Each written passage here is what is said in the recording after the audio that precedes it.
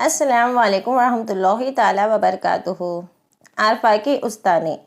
عارفہ کی استانی بڑی ہوشیار ہے۔ دین کی باتیں یوں سمجھاتی ہے کہ سب بچے خوشی خوشی سن لیتے ہیں۔ اس وقت تیمم کا سبق پڑھا رہی ہے، سنو۔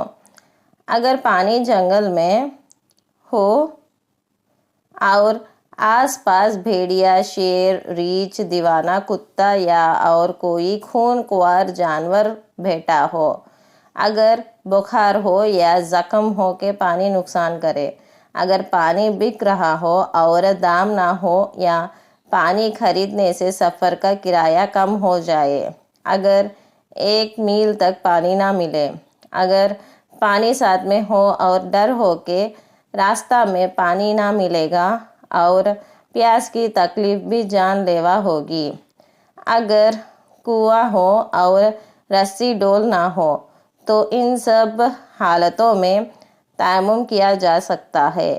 تیمم کیسے کیا جائے؟ پاک زمین پر، پاک ریت پر، پاک پتھر پر، چونے پر، گیروں پر یا ایسے کپڑے پر جس پر مٹی یا ریت جمی ہو۔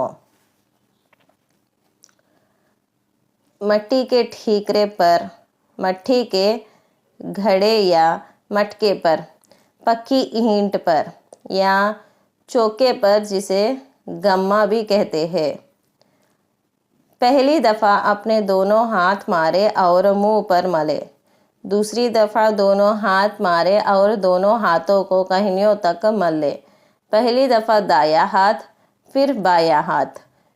چوڑیاں، کنگن یا اور کوئی زیور ہاتھ میں ہو تو زیور کو ہلا ہلا کر ملنا چاہیے، ناخن برابر بیچ جگہ نہ چھوٹنے پائے۔ انگوٹھیاں، چھلے اتار کر تیمم کیا جائے، اس سے یہ فائدہ ہے کہ جگہ چھوٹے گی نہیں۔ جب مٹی یا ریت پر ہاتھ مارے تو ہاتھ جھاڑ لے، یہ نہ کرے کہ بھوبوت مل لے۔ تانبے کے برتن، سونے یا چاندی کے برتن، لکڑی کے تختے اور ایسے کپڑے پر جس پر گرد نہ ہو تیمم نہیں ہوتا، لیکن اگر ان پر اتنی گرد ہو کہ ہاتھ مارنے پر اڑے اور ہتھیلیوں پر لگ جائے تو تیمم ہو جائے گا۔ تیمم کرتے وقت جی میں یہ سوچنا چاہیے کہ میں نماز کے لیے تیمم کرتی ہوں۔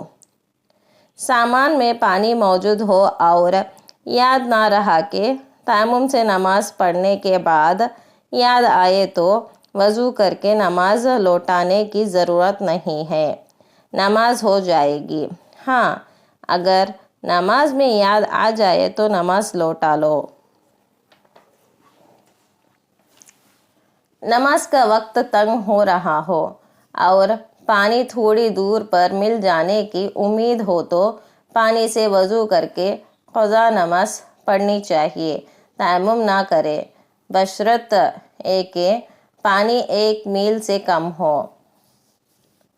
قرآن مجید بغیر وضو یا تیمم کے چھونا نہ چاہیے، پڑھ لینے میں حرج نہیں ہے۔ دانتوں سے خون آتا۔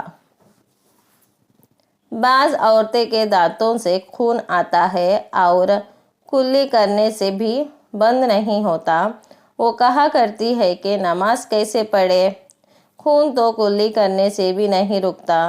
ان کو معلوم ہونا چاہیے کہ وہ کلی نہ کرے گی تب بھی وضو ہو جائے گا، نماز چھوڑنے کا یہ بہانہ نہ بنائیے۔ چھاتی سے دودھ نکلا۔ بعض عورتیں سمجھتی ہے کہ چھاتی سے دودھ نکلے تو وضو ٹوٹ جاتا ہے، مگر یہ بات صحیح نہیں ہے۔ کوئی نجس چیز ہو اور نکلے، جیسے پیپ یا خون یا پیشاب، تو بے شک وضو ٹوٹ جاتا ہے، دودھ تو پاک چیز ہے۔